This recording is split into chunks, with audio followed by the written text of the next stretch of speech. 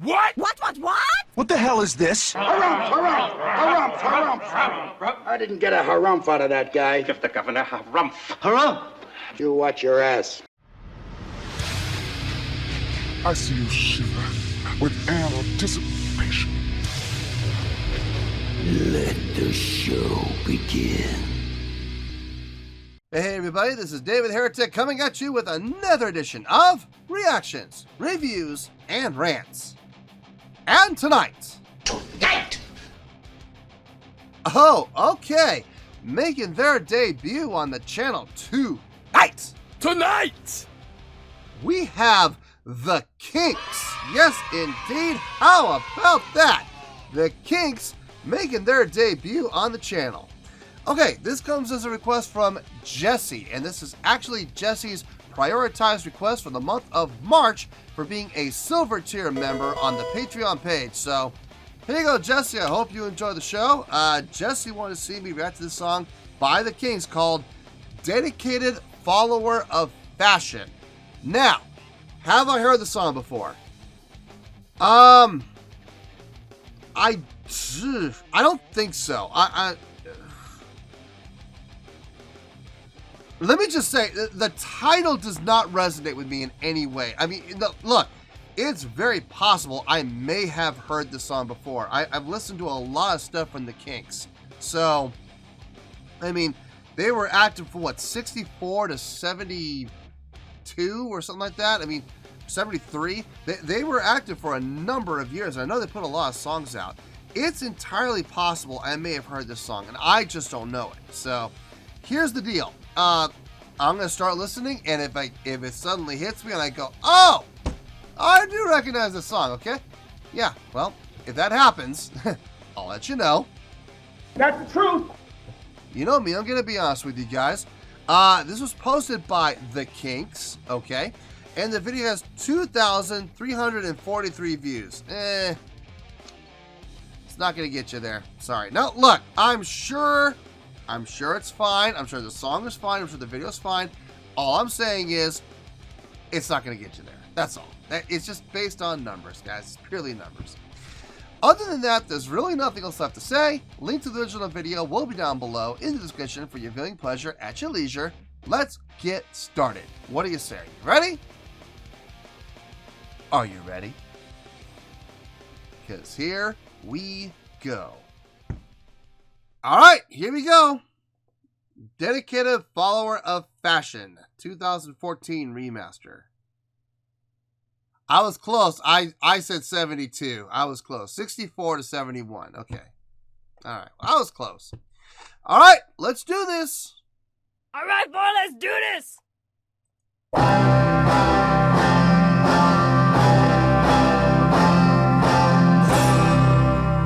They seek him here, they seek him there. His clothes are loud, but never square.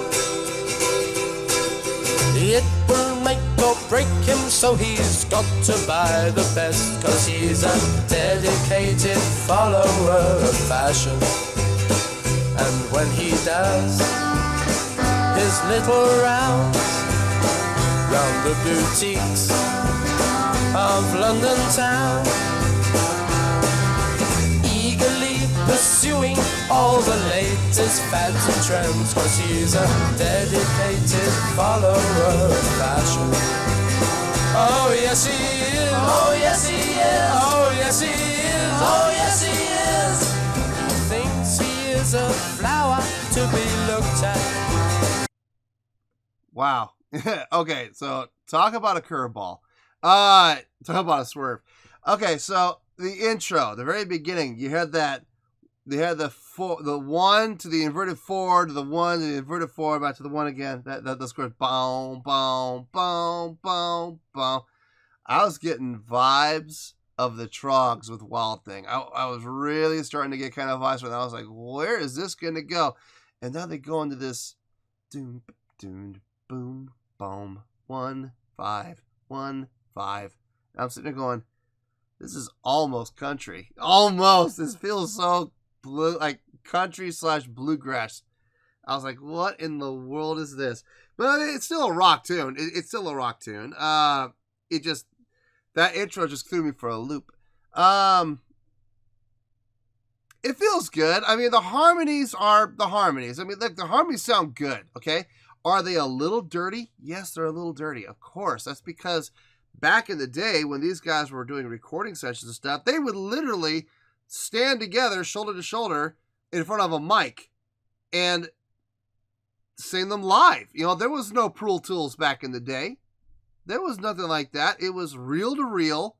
And if you want to do any fixing or anything like that, you really didn't get the chance to. If you wanted to redo this, you had to redo the entire song again. So there was no, we'll punch you in. No, it was none of that punching you in. Overdubbing was another thing. That was old Les Paul who started that, though. The whole overdubbing thing. That was Les Paul's thing. But no, it sounds good. It sounds really good. Let's keep going here. And when he pulls his frilly nylon and his raked up tight, he feels a dedicated follower of fashion. Oh yes he is. Oh yes he is. Oh yes he is. Oh yes he is. There's one thing that he loves, and that is flattery. One week he's in polka dots, and next week he's in stripes, but he's a dedicated follower of fashion. They seek him here, they seek him there, in Regent Street and Leicester Square. Everywhere the Carnation army marches on, each one a dedicated follower of fashion. Oh yes he is. Oh yes he is. Oh yes he is. Oh. I like that vocal pattern that the lead vocalist is doing. He like tapers off toward the end. Instead of lining up what he's saying right with the beat, he kind of drags it behind the beat, and I love that. It's got a good style to it. It's got a good feel to it. It's very typical of this era. You know, it's like I said, it's vocally, it sounds good. It sounds pleasing. Is it perfect? No. You know, but it has a certain charm to it like that. Like, one of the reasons that I personally like the Misfits is the vocals. And I know this is going to sound weird, but I like the fact that when they do vocals and like harmonies, for example, like there's a song off of, what was it? What album was it? It wasn't Famous Monsters. It was before that. It was, what's the album before Famous Monsters? Shoot. It's on the tip of my tongue. American Psycho. That's it.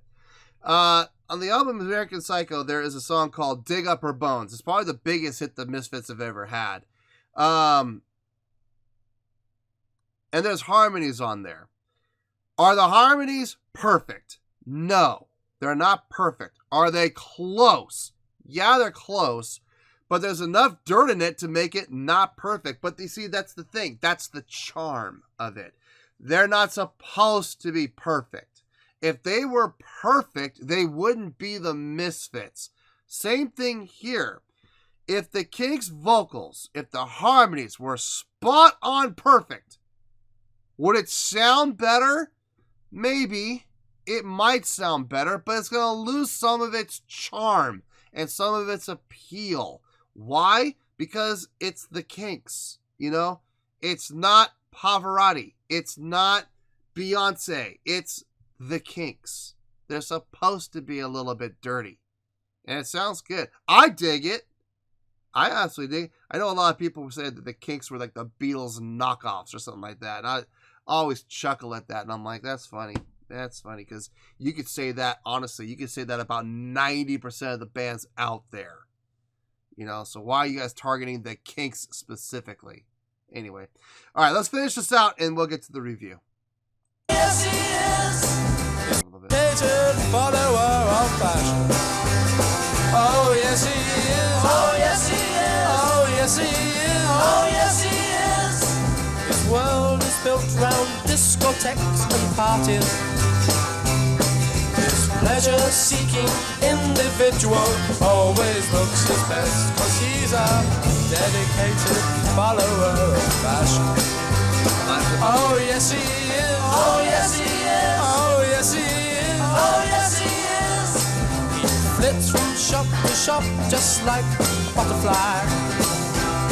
In matters of the cloth, he is as fickle as can be, 'cause he's a dedicated follower of fashion. He's a dedicated follower of fashion. He's a dedicated follower of fashion.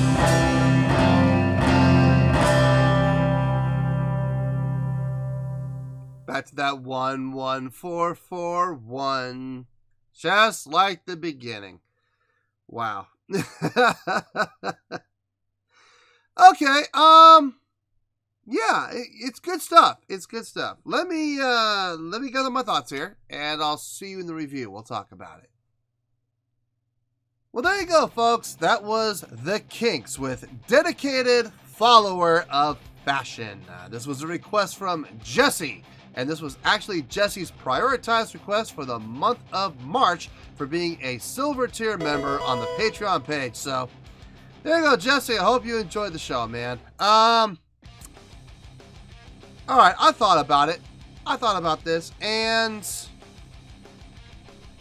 it is okay. I'm going to give a score here, and I really hope people don't get offended by the score, and I hope they give me a chance to explain this.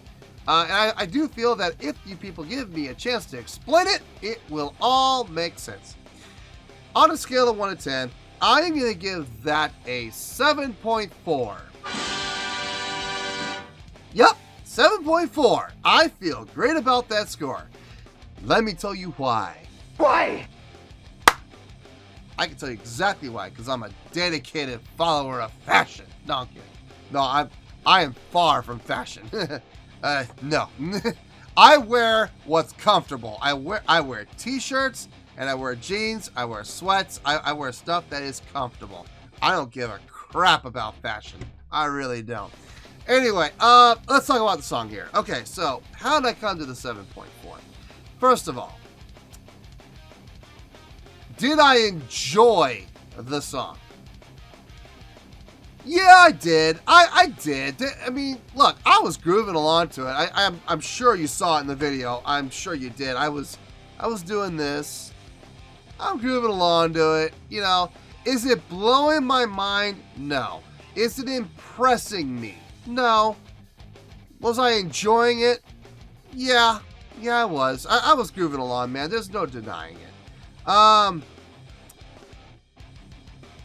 They didn't do anything wrong. Everything sounded good. The curveball at the beginning was interesting, and it did kind of throw me for a loop, if I'm being honest. I was listening to that, you know, bum, bum, bum, bum, 1, 1, inverted 4, 1, 1, and just, I heard that, and like I said, the first thing that went through my mind were the Trogs with Wild Thing, and I'm like, oh my gosh, that has that kind of a vibe to it. And then it kicked in, and the bass player is doing this, like, I would say borderline country feel.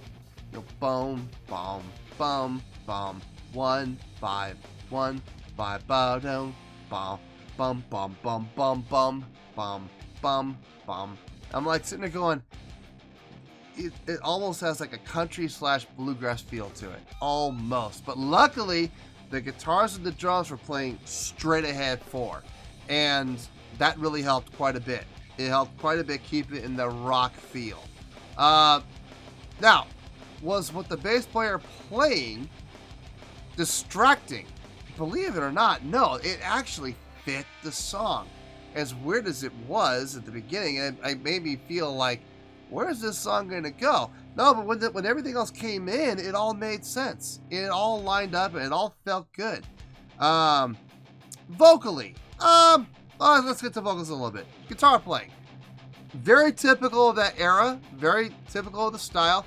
Nothing flashy at all, just doing what is needed to be done. Bare bones, you know. And look, there's nothing wrong with bare bones, especially from this time period, before you had the ability to punch in and add effects and do things with Pro Tools and layer and stuff like that. You couldn't do that. Well, okay, you could if you did overdubbing, but overdubbing was tricky because if you messed up, I hope you made a backup, or I hope you made a copy, and the copy is what you used for attempting the first overdub. Because if you stupidly used the master to try and overdub and you screwed up, you just threw away all that work and you gotta try all over again, start from scratch. Reel to reel was brutal, man. It was absolutely brutal. I had the opportunity to work with a reel to reel machine. What a nightmare. Compared to what we got now with Pro Tools and everything being digital, dear Lord, it's so much easier. But here's the thing. Unfortunately, with technology comes laziness, I guess is a good way of putting it. Could you imagine if the Trogs had the technology back then that we have now? How much better they could have sounded. But here's the catch up on that though is if we had that technology and they did clean it up, I think they would have lost some of their characteristics and some of their charm for having the little bit of dirt in there. Now, getting back to technology though, imagine if we didn't have Pro Tools and musicians had to actually play perfectly for the recording. Imagine how much better musicians we would all be without having to rely on Pro Tools. Imagine what better musicians we could be maybe playing in a live setting. You know what I mean? But in any case, that dirt and that little bit of like on the vocals, for example, like I said, the vocals were the harmonies 100% perfect and clean and in pitch. No, they weren't.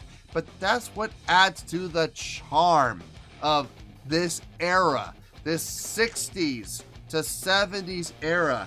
You had a lot of bands that had that going for them. A lot of bands. Right off the top of my head, the Beatles. I mean, their harmonies were never 100% perfect in key every single time. They had a lot of the same dirt. I talked about, okay, the Kinks are another one, the Trogs are another one. You talk about these bands, the Animals. Their harmonies were never spot on. And that was part of the appeal. And I can't knock it because they're right. I mean, if they had taken their vocals and cleaned them up, let's say you run it through Pro Tools and you manage to, somehow go back in time with Pro Tools and go, here, we're going to try it with this. It wouldn't sound the same. It would have lost a lot of its charm and its characteristics. So I'm glad it was out a little bit. Now look, it's a good song. It's a really good song. I had never heard it before, so that was nice. I dug it. I dug it. I thought it was a good song, really good song. Was I super impressed by it? No. But it still felt good. It was still fun. And that's how we're going to come into the 7.4. So, 7.4, final score, I have spoken. Well, that's going to do it for this edition of Reactions, Reviews, and Rants. Hopefully you'll enjoy the show. Hopefully I was able to entertain you. If I was able to put a smile on your face and brighten your day, then I did my job. And I'm so glad I could do it. If you guys would like to join the fan base, go ahead and click on that button down there. If you guys want to like the video, go ahead and like the video. If you guys want to click the bell, go ahead and click the bell. It honestly doesn't make any difference to me, but if you guys would like to do these things, then by all means, feel free to do so. Well, that's going to do it for the night, folks. Thank you very much for watching, and until next time, this is David Heretic signing off, reminding you to stay fabulous and support each other. Later. Peace.